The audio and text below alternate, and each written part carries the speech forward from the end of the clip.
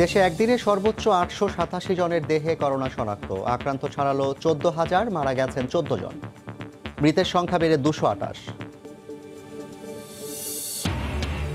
ঈদ সামনে রেখে সীমিত পরিসরে খুলেছে শপিং মল ও মার্কেট। বেশিরভাগ জায়গায় মানা হয়নি স্বাস্থ্যবিধি। অসহায় আইন শৃঙ্খলা রক্ষা বাহিনী। করোনা যুদ্ধে মনোবল ধরে রাখা জরুরি বললেন প্রধানমন্ত্রী। গাজীপুরে কাজে ফিরলেন করোনা জয়ী ১৬ পুলিশ সদস্য। রাজারবাগ হাসপাতাল থেকে ছাড়া পেলেন আরও ৭২ জন। ঢাকা উত্তর সিটির বাসাবাড়ি অফিসে মিলছে এডিসের লার্ভা। অভিযানে উঠে এসেছে ভয়াবহ চিত্র। সচেতন না হলে মারাত্মক পরিস্থিতির শঙ্কা। এবং ভরা মৌসুমে ভারত থেকে পেঁয়াজ আমদানি, দুশ্চিন্তায় দেশের কৃষক। ন্যায্য দাম না পাওয়ার শঙ্কা। চাষিদের প্রণোদনা দেওয়ার তাগিদ।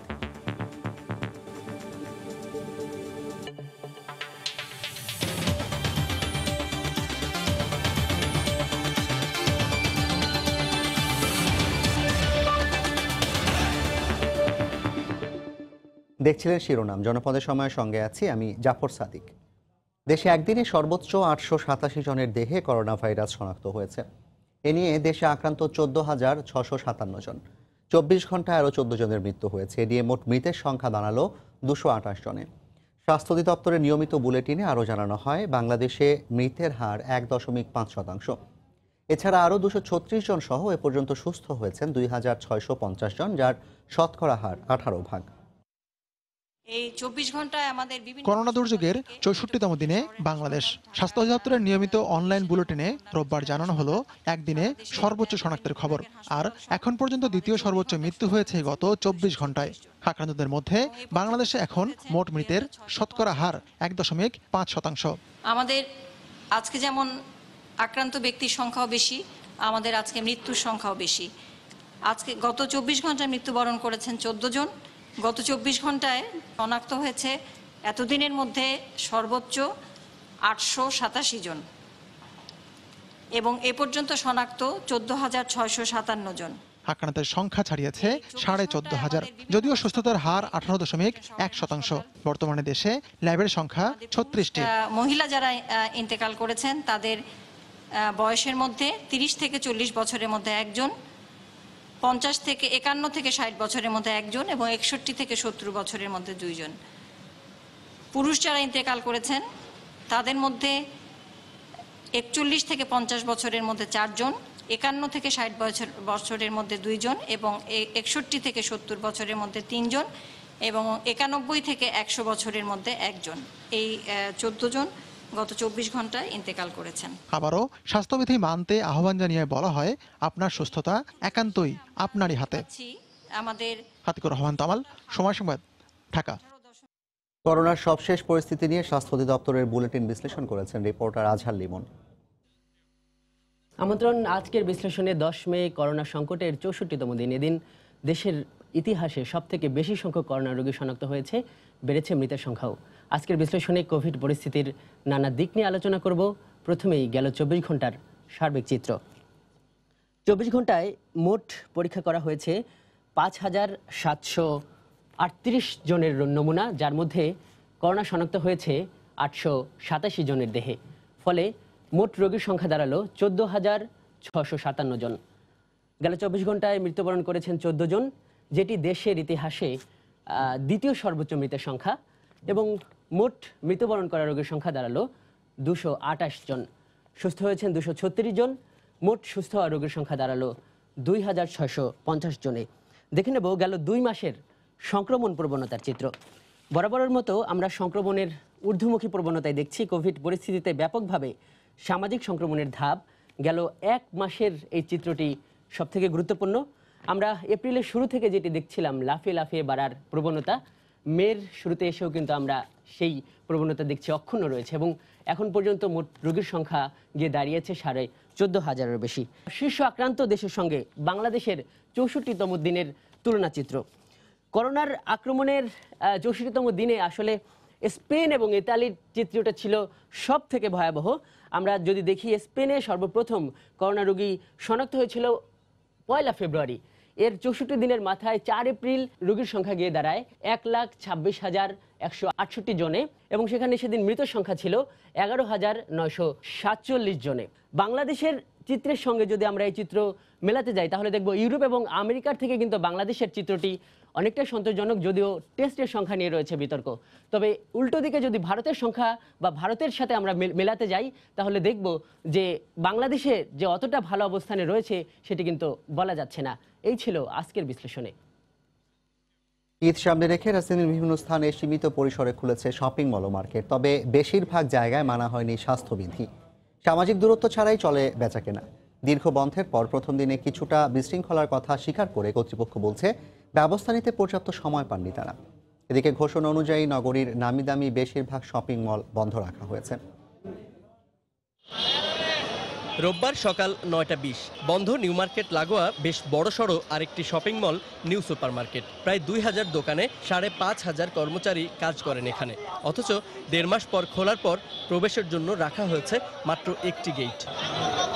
আর তা দিয়েই ভিড়ে ঠাসাঠাসি করে দোকানপাটে ঢুকছেন তারা। দেশে যখন করোনা সংক্রমণের হার প্রতিদিনই বাড়ছে, ঠিক তখনই এ চিত্র দেখে আতঙ্কিত লাইনে দাঁড়ানো প্রত্যেকেই। যদিও এর পেছনে সব দায় দোকান মালিকদেরই দিলেন তারা। কাস্টমার, তারপরে মালিক, তারপরে কর্মচারী সবাদের আলাদা আলাদাভাবে ঢুকানো দরকার। এখন মার্কেট খোলা দিয়েছে, সবাই আসছে এই জন্য। এখন মার্কেট যে বন্ধ দিত তাইলে আর এই অবস্থাটা হইতো না। এমন বিশৃঙ্খলার ঠেকাতে না পেরে হতাশ পুলিশের নিউ মার্কেট জোন। যদিও মার্কেট মালিক সমিতির দাবি পর্যাপ্ত সময় না পাওয়ায় নিরাপত্তা বিধি মানতে পারেননি তারা। সমস্ত দূরত্ব বজায় রেখে এটা চালু করা হবে, যেহেতু এই পদ্ধতিটা এই প্রথম মার্কেটে এরকম ভাবে তো ঢোকা কখনো নিয়ম ছিল না, কিছুটা বিশৃঙ্খল আছে। আমাদেরকে মাত্র যেহেতু শুরু হয়েছে, ইনশাল্লাহ আমরা এই দূরত্ব বজায় রেখে কাজটা সাকসেসফুল করতে পারবো। মানুষের মধ্যে যদি জনসচেতনতা তৈরি না হয়, আমি নিজে আক্রান্ত হতে পারি, এই ভীতি যদি না কাজ করে তাহলে আসলে এ থেকে আপনি ভালো আউটপুট পাবেন না। এছাড়া রাজধানীর ধানমন্ডি, এলিফ্যান্ট রোড ও পুরানো ঢাকার বেশ কিছু শপিং মলে শুরু হয়েছে ঈদকেন্দ্রিক বেচাকেনা। এসব দোকানপাটে স্বাস্থ্যবিধি মানার ক্ষেত্রে কড়াকড়ি আরোপ না করলে পরিস্থিতি খারাপ হতে পারে বলে মনে করে সব পক্ষই। জুবাইর ফয়সাল, সময় সংবাদ, ঢাকা। এদিকে রাজধানীর বাইরেও সীমিত পরিসরে খুলেছে শপিং মল ও মার্কেট। এখানেও বেশিরভাগ জায়গায় মানা হয়নি স্বাস্থ্যবিধি।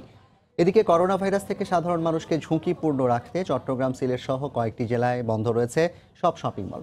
ব্যুরো রিপোর্টার ও জেলা প্রতিনিধিদের পাঠানো তথ্য ছবি নিয়ে রিপোর্ট। সরকারি নির্দেশনা অনুযায়ী ঈদ সামনে রেখে খুলনার বেশিরভাগ মার্কেট খুলে দেওয়া হয়েছে। রোববার সকাল থেকে নগরীর রেলওয়ে মার্কেট, ডাকবাংলা মার্কেট সহ বিভিন্ন শপিং মলে ছিল ক্রেতাদের আনাগোনা। সামাজিক দূরত্ব মানার কোনো বালাই দেখা যায়নি। হয়তো অবশ্যই করতেছে, তারপরও একটু কাজের ক্ষেত্রে তো কেনাকাটা করতেই হবে। সরকারি ঘোষণার পরিপ্রেক্ষিতে যতটা প্রোটেক্ট দেওয়ার দেয় সেইভাবে প্রোটেক্ট দিয়ে আমরা দোকানদারি 4টা পর্যন্ত করব।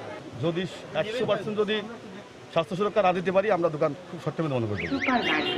করোনা ঝুঁকির মধ্যেও খুলেছে রংপুরের সব কয়টি মার্কেট ও শপিং মল। তবে জনস্বাস্থ্য ও মানুষের জীবন রক্ষায় এই সিদ্ধান্ত পুনর্বিবেচনার অনুরোধ জানিয়েছেন সাধারণ মানুষ। ভিতরে জনবহুলটা আসলে বেশি, আরো একটু কঠোর নিরাপত্তা নিলে আমাদের সুবিধা হয়। সরকারের কাছে এটা বলতেছি যে তারা যাতে একটা কোনো পদক্ষেপ গ্রহণ করে। যে মার্কেট মানবে না, আমরা তৎক্ষণিক সেই মার্কেট বন্ধ ঘোষণা করে দিব। স্বাস্থ্যবিধি মেনে দোকান খোলার নির্দেশনা থাকলেও প্রথম দিনেই যশোরের মার্কেটে মানুষের ভিড়, বিশেষ করে পোশাকের দোকানগুলোই ক্রেতাদের উপস্থিতি ছিল বেশি। 1.5 মাস বন্ধ থাকার পর খোলায় ঝিনাইদহের মার্কেটগুলোয় বেড়েছে ক্রেতার সংখ্যা। স্বাস্থ্যবিধি কিংবা সামাজিক দূরত্ব ছাড়াই চলছে কেনাবেচা। তবে ভিন্ন চিত্র বরিশাল নগরীতে। সিটি মেয়রের আহ্বানে সাড়া দিয়ে নগরীর কাঠপট্টি, লাইন রোড, পদ্মাবতী সহ বিভিন্ন এলাকার দোকানপাট বন্ধ রেখেছেন দোকান মালিকরা। আমরা মাননীয় মেয়র মহোদয়ের অনুরোধ রাখায় আমরা দোকান বন্ধ রাখার সিদ্ধান্ত গৃহীত করেছি। এছাড়া চট্টগ্রাম ও সিলেটের সব দোকান, মার্কেট ও বিপণী বিতানে রয়েছে তালা লাগানো। এতে লোকসান গুনলেও জনস্বাস্থ্যের স্বার্থে দোকানপাট বন্ধ রাখার সিদ্ধান্ত ব্যবসায়ী সমিতির। ফাহরিয়া ফারজানা, সময় সংবাদ। চিকিৎসার পাশাপাশি মনোবল ধরে রেখে সাহসিকতার সঙ্গে করোনা যুদ্ধ মোকাবিলার আহ্বান জানিয়েছেন প্রধানমন্ত্রী শেখ হাসিনা। সকালে প্রধানমন্ত্রী ত্রাণ ও কল্যাণ তহবিলে 57টি প্রতিষ্ঠানের অনুদানের চেক প্রদান অনুষ্ঠানে একথা বলেন তিনি। এ সময় আইন শৃঙ্খলা রক্ষা বাহিনী সহ এই ভাইরাসের প্রকোপ সামাল দিতে মাঠে থাকা সম্মুখ যোদ্ধাদের ধন্যবাদ জানান সরকার প্রধান। অদৃশ্য শত্রু করোনা ভাইরাসের আক্রমণে কার্যত স্থির হয়ে আছে সবকিছু। অচেনা এই দুর্যোগে বিপদগ্রস্ত ভুক্তভোগীর সংখ্যাও আশঙ্কাজনক হারে বেড়ে চলেছে দেশে। বৈশ্বিক এই মহামারী ঠেকাতে সরকারের হাত আরও শক্তিশালী করার লক্ষ্যে এগিয়ে এসেছেন সমাজের বিভিন্ন প্রতিষ্ঠান। সকালে প্রধানমন্ত্রীর কার্যালয়ে ৫৭টি প্রতিষ্ঠানের পক্ষ থেকে ত্রাণ ও কল্যাণ তহবিলে অনুদানের চেক প্রদান করা হয়। এ সময় গণভবন থেকে ভিডিও কনফারেন্সে যুক্ত ছিলেন প্রধানমন্ত্রী। তার পক্ষে চেক গ্রহণ করেন মুখ্য সচিব ডক্টর আহমেদ কায়কাউস। এই অনুষ্ঠানে প্রধানমন্ত্রী বলেন, ভয় না পেয়ে করোনাকে জয় করতে হবে সাহস দিয়ে। অসুখ বিসুখ হলে পরে মানুষকে মনে সাহস রাখতে হবে, কারণ শুধু ডাক্তার বা ওষুধ দিয়েই ভালো হবে না, মনের জোর থেকে, আত্মবিশ্বাস থেকেও কিন্তু অনেকটা সুস্থ হওয়া যায়। সবাই ঐক্যবদ্ধভাবে কাজ করছে উল্লেখ করে এই পরিস্থিতিতে সমাজে মানবিকতার বড় প্রয়োজন বলেও জানান শেখ হাসিনা। মানুষ আবার মাঝে মাঝে বোধহয় এত বেশি ভীত হয়ে যায় যে অনেক সময় অনেক অমানবিক আচরণও করে। সন্তান হয়ে পিতাকে দূরে করে দেওয়া বা স্ত্রী হয়ে স্বামীকে দূর করে দেওয়া বা স্বামী বা সন্তান হয়ে স্ত্রী বা মাকে দূর করে দেওয়া, এটা কিন্তু কখনোই কল্যাণ নয়।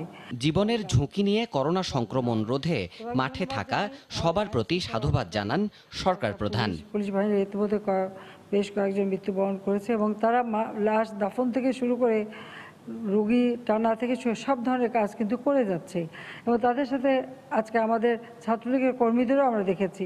দেবাশিস রায়, সময় সংবাদ, ঢাকা। করোনার হটস্পট গাজীপুরে আক্রান্ত ১৬ পুলিশ সদস্য সুস্থ হয়ে আবারও কাজে যোগ দিয়েছেন। তাদের এই ফেরা অন্যান্য সদস্যের মনোবল বাড়াতে ভিন্নধর্মী এক অভ্যর্থনা দিয়েছেন পুলিশ সুপার। নির্দেশনা দিয়েছেন করোনায় আতঙ্কিত না হয়ে বাড়তি সতর্কতা মেনে মাঠে কাজ করার। গাজীপুর থেকে রাজিবুল হাসানের রিপোর্ট।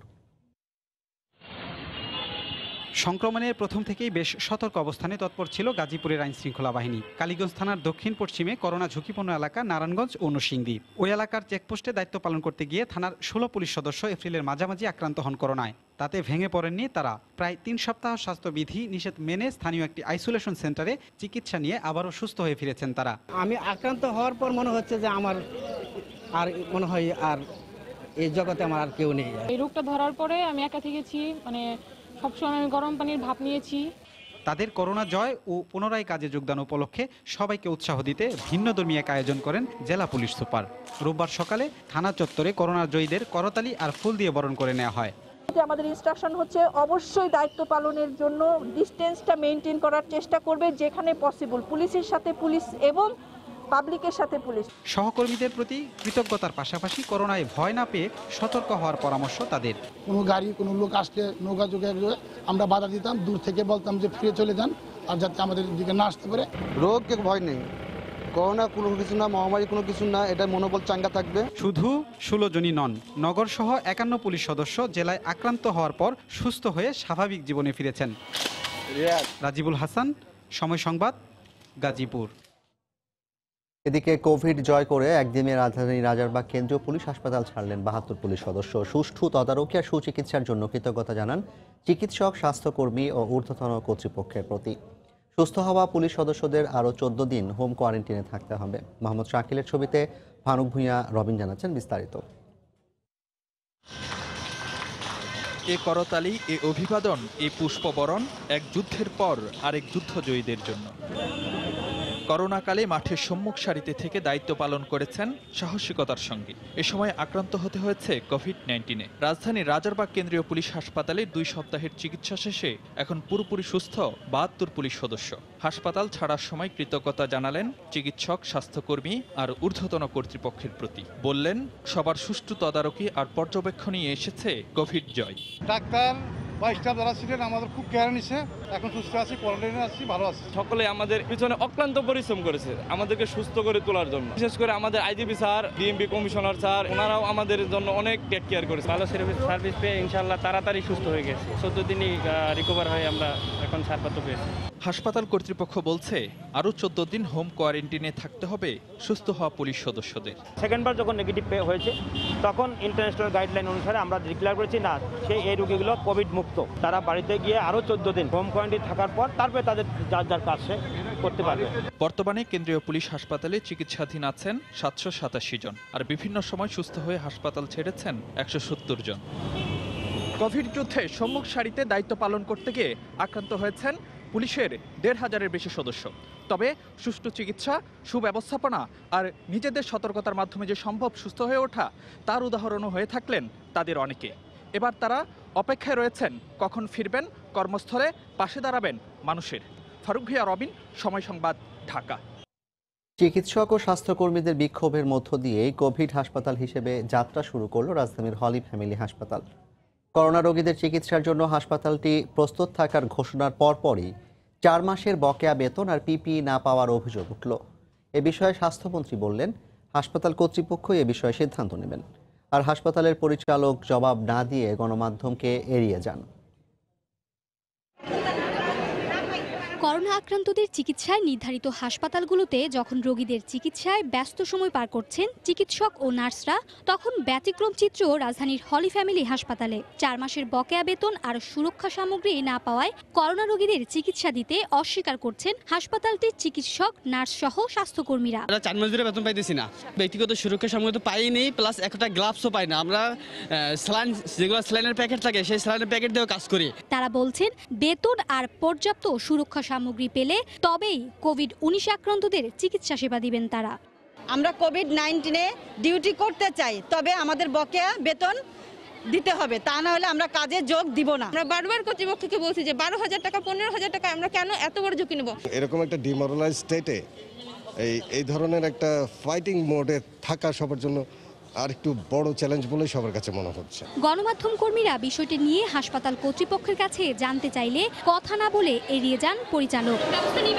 অবশ্যই ব্যবস্থা নেওয়া হবে, এখনই ব্যবস্থা নেওয়া হবে। এরপর স্বাস্থ্যমন্ত্রীর কাছে বিষয়টি তুলে ধরলে মন্ত্রী জানান, বেতন পিপির বিষয়ে তার কিছু করার নেই। এই বিষয়ে আমরা জানতে পেরেছি এবং এখানকার যে ম্যানেজমেন্টটা আলাদা আছে, সেই ম্যানেজমেন্টটা বিশেষভাবে দেখবেন।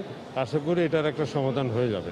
শুক্রবার সকালে 500 শয্যার হাসপাতালটিকে করোনা রোগীদের জন্য নির্ধারিত করে 2-4 দিনের মধ্যে চিকিৎসা শুরুর ঘোষণা দেয়া হয়। এ সময় জানানো হয়, কোভিড আক্রান্তদের চিকিৎসায় সর্বোচ্চ প্রস্তুতির কথাও। মার্জিয়া মুমু, সময় সংবাদ, ঢাকা। পুরো ঢাকা মেডিকেল কলেজ হাসপাতালকে পর্যায়ক্রমে করোনা হাসপাতালে রূপান্তর করা হচ্ছে। বার্ন ইউনিটের পর চলতি সপ্তাহেই কোভিড সেবা শুরু হচ্ছে মেডিসিন বিভাগে। কর্তৃপক্ষ বলছে, উপসর্গ থাকা সবার চিকিৎসা নিশ্চিত করা হবে। সাধারণ রোগীদের শহরের বিভিন্ন সরকারি বেসরকারি হাসপাতালে হস্তান্তরের কথা জানিয়ে কর্তৃপক্ষ বলছে, ক্ষেত্রবিশেষে সরকার চিকিৎসা ব্যয়ও বহন করবে। আজহার লিমনের রিপোর্ট। দেশে যে কোনো ধরনের জরুরি সেবা প্রদানে অগ্রগণ্য ঢাকা মেডিকেল কলেজ হাসপাতাল। করোনা যুদ্ধেও এই প্রতিষ্ঠানকে সামনের সারিতে রাখার সিদ্ধান্ত নিয়েছে কর্তৃপক্ষ। ইমার্জেন্সি ভাবে উনি এখানকার রোগী, এজন্য এখানে নিয়ে আসছি। যে এখন কি হবে পরিস্থিতি, বাসায় তো আর ডাক্তার পাচ্ছি না। এটা করোনা বিভাগ করোনা, সব মেডিসিন রোগী রিলিজ দিয়ে দিছে। হাসপাতাল পরিচালক বলছেন, কোভিড উপসর্গ থাকা একজনও যাতে সেবা বঞ্চিত না হয় সে লক্ষ্যেই উদ্যোগ। করোনা চিকিৎসায় অনুসরণ করা হবে আন্তর্জাতিকভাবে স্বীকৃত ট্রিয়াজ পদ্ধতি। জরুরি বিভাগ থেকেই করা হবে নমুনা পরীক্ষা। এখান থেকেই আলাদা করা হবে করোনা পজিটিভ, সংকটাপন্ন ও সন্দেহভাজনকে। যারা সাসপেক্টেড তাদের কিন্তু কেউই নিচ্ছে না, বলছে যে আপনারা টেস্ট করে আসেন, তারপরে তো টেস্ট করতে করতে তো অনেকে মরেই যাচ্ছে। যারা সাসপেক্টেড এবং যাদের কার্ডিয়াক ডিজিজ আছে, রেনাল ডিজিজ আছে, ডায়ালাইসিস করতে হবে, তাদের জন্য তো কোনো সিস্টেম এখন এই মুহূর্তে নাই। এই জন্য আমরা ঢাকা মেডিকেল কলেজ হসপিটালে ডিএমসি-2 যেটা বিভিন্ন ইনভেস্টিগেশন সেন্টার অনেক কিছু আছে সেটাকে আমরা এভাবে সাজাবো যে সেখানে যেন যারা সিরিয়াস এবং সাসপেক্টেড তাদের আমরা নিব, এবং যারা সিরিয়াস অথবা পজিটিভ তাদেরকে আমরা নিব। ঢাকা মেডিকেল কলেজ হাসপাতাল কর্তৃপক্ষের কথা এটা স্পষ্ট, পরিস্থিতি বিবেচনায় নতুন ভবনগুলোর পর পুরাতন এই ভবনকেও কোভিড সেবার অন্তর্ভুক্ত করা হবে। তারা বলছেন, করোনার পরিবর্তিত পরিস্থিতিতে রোগীর সংখ্যা 3 ভাগের 1 ভাগে নেমে এসেছে। তবে এর মধ্যেও যারা ডায়ালাইসিস, ক্যান্সার থেরাপির মতো নিয়মিত জরুরি সেবা নিচ্ছেন তাদের কি হবে? তাদেরকে ঢাকা শহরেরই বিভিন্ন হাসপাতাল আছে, যদি সংকুলন হয়ে যায় খুবই ভালো, আর সংকুলন না হলে সেই ক্ষেত্রে আমরা প্রাইভেট থেকে রিকোয়েস্ট করতে পারবো যে সরকার হয়তো তাদের যে খরচা হবে সেটা বেয়ার করতে পারবে। 2018 সালে হাসপাতালটির বিভিন্ন বিভাগে সেবা নিয়েছেন 16 লাখেরও বেশি মানুষ। আজহার লিমন, সময় সংবাদ, ঢাকা। ঢাকা উত্তর সিটির 10টি অঞ্চলে একযোগে শুরু হলো এডিস বিরোধী ভ্রাম্যমাণ আদালতের অভিযানের প্রথম দিনেই অসচেতনতার ভয়াবহ চিত্র উঠে এসেছে। আবাসিক সহ নানা বাণিজ্যিক প্রতিষ্ঠানে মিলেছে এডিসের লার্ভা ও মশার উর্বর প্রজনন ক্ষেত্র। এর দায়ে বিভিন্ন প্রতিষ্ঠানকে অর্থদণ্ড ও সতর্ক করেন নির্বাহী ম্যাজিস্ট্রেট। এ যেন মশার উর্বর প্রজনন ক্ষেত্র। রাজধানীর তেজগাঁও শিল্পাঞ্চল এলাকার একটি প্রতিষ্ঠান ভবনের পাশেই মেলে এডিসের লার্ভার এমন ভয়াবহ উপস্থিতি। কিছুদিন আগে সিটি কর্পোরেশনের পক্ষ থেকে সতর্ক করে গেলেও কর্ণপাত করেনি কেউ। আমি আগে দেখে গেছি, নিষেধ করে গেছি, আবার দেখে একই অবস্থা রয়েছে। সম্পূর্ণ আমরা এটা নিট অ্যান্ড ক্লিন পরিষ্কার করব, আর স্যার যেটা করছে তো আমরা মেনে নিলাম। একই দিন অভিযানে বাণিজ্যিক এলাকার মতো আবাসিক এলাকাতেও ধরা পড়ে ভয়াবহ চিত্র। মানুষের বসত ঘরের পাশেই মশার বংশবিস্তারের ক্ষেত্র খুঁজে পান ভ্রাম্যমাণ আদালত। এ সময় বাসিন্দাদের দ্রুত পরিচ্ছন্নতা কার্যক্রম পরিচালনার নির্দেশ দেন। সন্ধ্যা হলে মশার জন্য থাকা যায় না, কিন্তু এখন তো যে পরিস্থিতি ডেঙ্গুতে আবার আরম্ভ হয়ে গেছে, তো আমরা আল্লাহর রহমতে এটা পরিষ্কার সবাই মিলে করে এলাম। ওনার যেমন ইনস্ট্রাকশন দেওয়া গেছে এইভাবেই আমরা পরিষ্কার করে দিব। পরিষ্কার করে রাখি, তখন বৃষ্টিতে যে গাছের পাতা পড়ে নিয়েছে। করোনার এই সংকটে ডেঙ্গুর প্রাদুর্ভাব রুখতে সিটি কর্পোরেশনের অভিযান চলমান থাকবে বলে জানিয়েছে কর্তৃপক্ষ। বারবার তাদের সচেতনতার আমাদের মূলে আঘাত করা সত্ত্বেও যারা সচেতন হননি তাদেরকে সেই সব প্রতিষ্ঠান ব্যক্তিকে আমরা আজ থেকে নিয়মিত মোবাইল কোর্ট অথবা প্রযোজ্য ক্ষেত্রে নিয়মিত মামলা রুজু করার মাধ্যমে তাদেরকে শাস্তির আওতায় আনব। ভ্রাম্যমাণ আদালতের অভিযানের পাশাপাশি 16 মে থেকে 10 দিন ব্যাপী পরিচ্ছন্নতার বিশেষ অভিযান চালাবে উত্তর সিটি। যেখানে মানুষের বাস, ঠিক তার পাশেই অতি যত্নে বেড়ে উঠছে মশক দল। এজন্য মশা ও মানুষের সহাবস্থান। এই দৃশ্য দেখে প্রশ্ন ওঠা স্বাভাবিক, ব্যক্তি সচেতনতা ছাড়া শুধুমাত্র আইনের চোখ রাঙানোতে কি সম্ভব মশার বিরুদ্ধে যুদ্ধ জয়? রাশেদ বাপ্পি, সময় সংবাদ, ঢাকা। এপ্রিল মাসে ঘরে পেঁয়াজ তুলেছেন কুষ্টিয়ার কৃষক। এ অবস্থায় ভারত থেকে পেঁয়াজ আমদানির ঘোষণায় দুশ্চিন্তায় পড়েছেন তারা। ভরা মৌসুমে পেঁয়াজ আমদানি না করলে কৃষক লাভবান হবে বলে মনে করে কৃষি বিভাগ। পেঁয়াজের চাষ স্বাভাবিক রাখতে বিনা সুদে ঋণ ও কৃষি উপকরণ দেওয়ার আহ্বান অর্থনীতিবিদদের। এস এম রাশেদের তথ্য ও বাবুল হোসেনের ছবি নিয়ে রিপোর্ট। কুষ্টিয়ার কৃষকেরা এবার তাহেরপুরি কিং জাতের পেঁয়াজ চাষ করেছেন। কৃষি বিভাগের তথ্য অনুযায়ী কৃষকেরা 12,000-এর বেশি হেক্টর জমি থেকে পেঁয়াজ তুলছেন। চলতি মৌসুমে আবহাওয়া ভালো থাকায় জেলার 6টি উপজেলায় 1,67,000 মেট্রিক টন পেঁয়াজ উৎপাদন হয়েছে, যা গত অর্থ বছরের তুলনায় 14,000 মেট্রিক টন বেশি। তবে ভরা মৌসুমে পেঁয়াজ আমদানির খবরে কমতে শুরু করেছে দাম। এই মুহূর্তে যদি পেঁয়াজের দাম 2,000 টাকার উপরে না হয় তাহলে চাষিরা একেবারে মরে সারি যাবে। ফেলা রাখিছি, আমরা দাম পাচ্ছি না। সরকার যেন আমাদের দিকে একটু নজর দেয়। কৃষি কর্মকর্তার মতে ভারত ও পার্শ্ববর্তী দেশ থেকে পেঁয়াজ আমদানি বন্ধ রাখলে কৃষকরা লাভবান হবে। পার্শ্ববর্তী দেশ থেকে যদি পেঁয়াজের আমদানি বন্ধ রাখা হয় তাহলে আমার কৃষক ভাইরা তারা ন্যায্য মূল্য পাবে এবং পেঁয়াজের প্রোডাকশন উত্তরোত্তর বৃদ্ধি পাবে। এদিকে পেঁয়াজ চাষিদের সহায়তায় বিনা সুদে ঋণ ও কৃষি উপকরণ কৃষকদের মাঝে বিতরণের আহ্বান জানান এই অর্থনীতিবিদ। কৃষকদের ক্ষেত্রে বিনা ইন্টারেস্টে যেন লোন সুবিধা প্রদান করা হয়, তাহলে কৃষি এবং কৃষক বাঁচবে। কৃষি অফিসের তথ্য মতে জেলায় বছরে 60,000 মেট্রিক টন পেঁয়াজের চাহিদা রয়েছে। সময় সংবাদ, কুষ্টিয়া। করোনার নানা কড়াকড়িতে শ্রমিক সংকট আর যত্নের অভাবে গত কয়েক বছরের তুলনায় এবার রাজশাহীর বাগানগুলোতে কমেছে আমের পরিমাণ।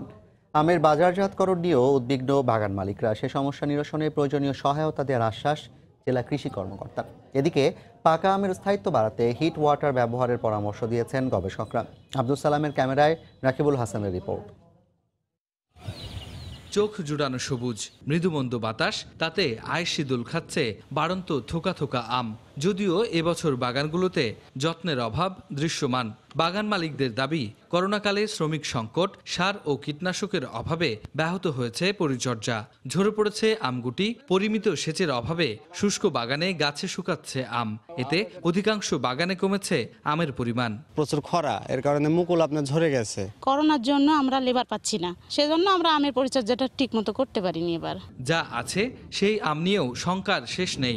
করোনা সংকটে আমের সুষ্ঠু বাজারজাতকরণ নিয়ে দুশ্চিন্তায় খুচরা, পাইকার সহ হাট বাজারের ব্যবসায়ীরা। পরিবহনটা হয়তো বা খুব বেশি পাবো না, এই জন্য হয়তো বা বাজার মন্দা যেতে পারে।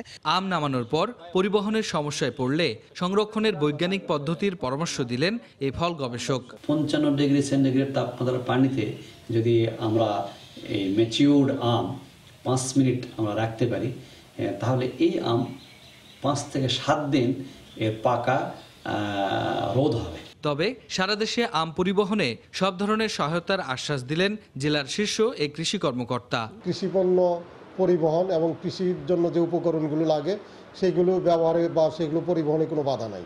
কৃষি বিভাগ এবার জেলায় 2,10,000 মেট্রিক টন আম উৎপাদন হবে বলে আশা করছে। রাকিবুল হাসান, সময় সংবাদ, রাজশাহী। রাজধানীর বাদামতলীতে ফলের আড়তে অভিযান চালিয়েছে র্যাবের ভ্রাম্যমাণ আদালত। অভিযানে 41 লাখ টাকা জরিমানা, 40 টন কার্বাইডে পাকানো অপরিপক্ক আম ও 4 টন মেয়াদোত্তীর্ণ খেজুর জব্দ করা হয়। গ্রেফতার করা হয় 3 অসাধু ব্যবসায়ীকে। সংশ্লিষ্টরা বলছেন, চলমান কোভিড-19 সংকটে এসব ফল খেলে রোগ প্রতিরোধ ক্ষমতা কমার পাশাপাশি রয়েছে নানা রোগে আক্রান্ত হওয়ার ঝুঁকি। করোনার বৈশ্বিক সংকট মোকাবিলায় বিশ্ব স্বাস্থ্য সংস্থা যখন মানুষের রোগ প্রতিরোধ ক্ষমতা বাড়ানোর কথা বলছে, এমন অবস্থায় এসব কেমিক্যাল মেশানো অপরিপক্ক আম ও মেয়াদ উত্তীর্ণ খেজুরে বাড়ছে স্বাস্থ্য ঝুঁকি। প্রাকৃতিক নিয়মে এই আম আরও 10 থেকে 15 দিন পরে পাকার কথা থাকলেও এক শ্রেণীর অসাধু ব্যবসায়ী অতিরিক্ত মুনাফা লাভের আশায় অপরাধে জড়িয়ে পড়ছে। বডির যে ইমিউন সিস্টেম অর্থাৎ রোগ প্রতিরোধ ক্ষমতা, এটাকে সে ড্যামেজ করে দিচ্ছে, ধ্বংস করে দিচ্ছে। আর এই করোনার যুদ্ধে আমরা বলতেছি, ডাক্তাররা বলতেছে, সবাই বিশ্ব স্বাস্থ্য সংস্থা বলছে আমাদের রোগ প্রতিরোধ ক্ষমতা বাড়াতে হবে, পুষ্টিকর খাবার খেতে হবে। কিন্তু আমরা যদি কেমিক্যালযুক্ত আম খাই তাহলে আমাদের তো উপকার হবেই না, বরঞ্চ ক্ষতি হবে। রোববার র্যাব 12টি আড়তে অভিযান চালিয়ে 3 জনকে বিভিন্ন মেয়াদে কারাদণ্ড ও 4টি আড়ত সিলগালা করে দেয়। 7 থেকে 8 দিন যাবতে কিন্তু বাজারে আম চলে আসছে সময়ের আগেই, এবং এই আমগুলি কিন্তু আজকে আমরা দেখলাম যে একদম অপরিপক্ক আম। বাইরে আপনার একদম হলুদ টসটসে রং, কিন্তু ভিতরে একদম কাঁচা অপরিপক্ক। এইগুলি ক্যালসিয়াম কার্বাইড দিয়ে পাকানো হয়েছে। মেয়াদ উত্তীর্ণ যে খেজুরগুলো রয়েছে একদম পচা নষ্ট হয়ে গেছে, এগুলি নতুন করে আবার রিপ্যাক করা হচ্ছে। স্বাস্থ্য ঝুঁকি মোকাবিলায় সময়ের আগে বাজারে আসা এসব ফল ভোক্তাদের কেনা ও খাওয়া থেকে বিরত থাকার আহ্বান জানিয়েছে কৃষি সম্প্রসারণ অধিদপ্তর ও র্যাব। মুশাহিদ রনি, সময় সংবাদ, ঢাকা। বড় মৌসুমে ধান ঘরে তুলেছেন কৃষকরা। এবার ফলন ভালো হলেও ধানের দাম নিয়ে দুশ্চিন্তায় তারা। প্রতিমণ ধান বিক্রি হচ্ছে 650 থেকে 700 টাকায়। এতে লাভ তো দূরের কথা, উৎপাদন খরচ ওঠা নিয়েই শঙ্কায় কৃষক। জেলা প্রতিনিধির তথ্য, ছবিতে রিপোর্ট। বলেশ্বর নদীর 2 দফা ভাঙনে ক্ষতিগ্রস্ত এলাকা পরিদর্শনে শনিবার রাতে বাগেরহাটের গাবতলা ও বগি এলাকা যান উপজেলা প্রশাসন ও পানি উন্নয়ন বোর্ড কর্মকর্তারা। এরপর শুরু হয় বেড়িবাঁধ মেরামতের কাজ। রোববারও পুরোদমে চলে এ কার্যক্রম। এদিন সকালে রিং বেড়িবাঁধ নির্মাণ কাজ পরিদর্শন করেন স্থানীয় সংসদ সদস্য অ্যাডভোকেট আমিরুল আলম মিলন।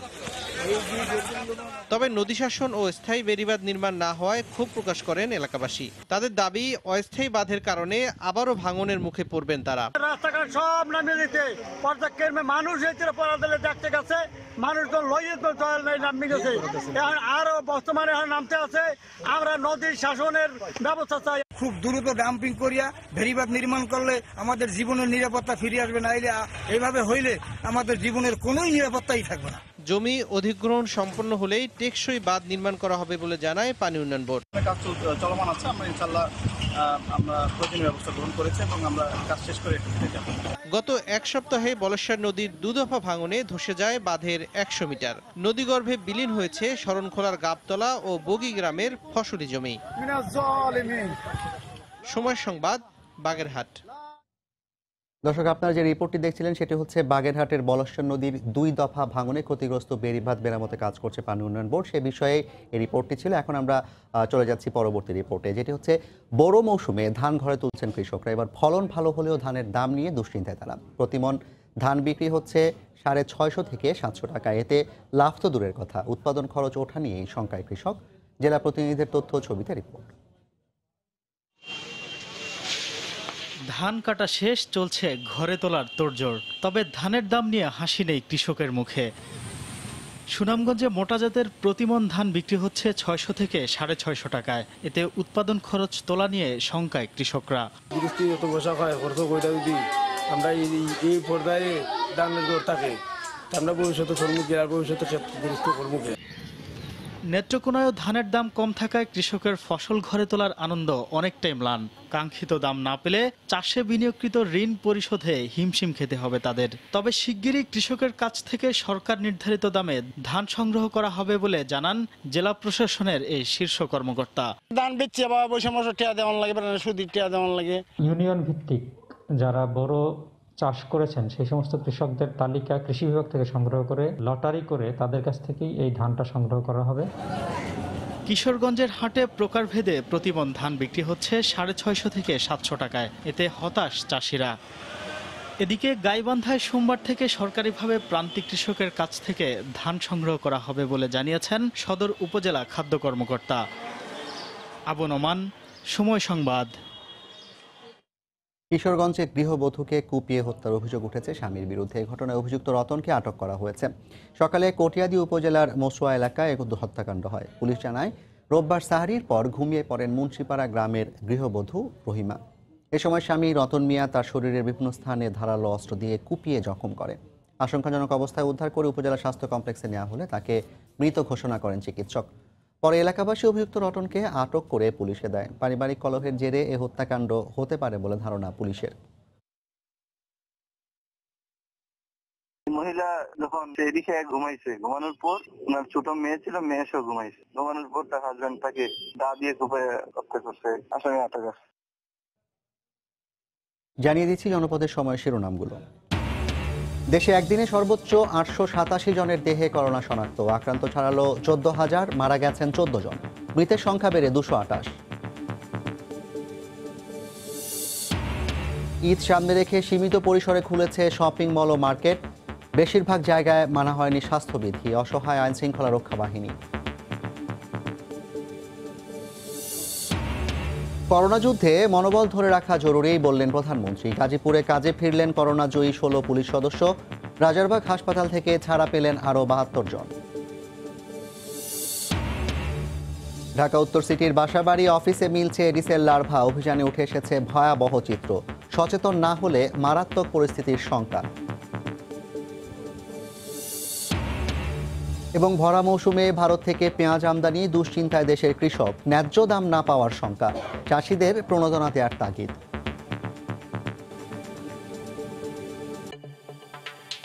এই ছিল এখনকার মতো। আপনার মোবাইলে সময় সংবাদ দেখতে ও সব খবর পেতে ডাউনলোড করুন সময় অ্যাপ আর সঙ্গে থাকুন সময়।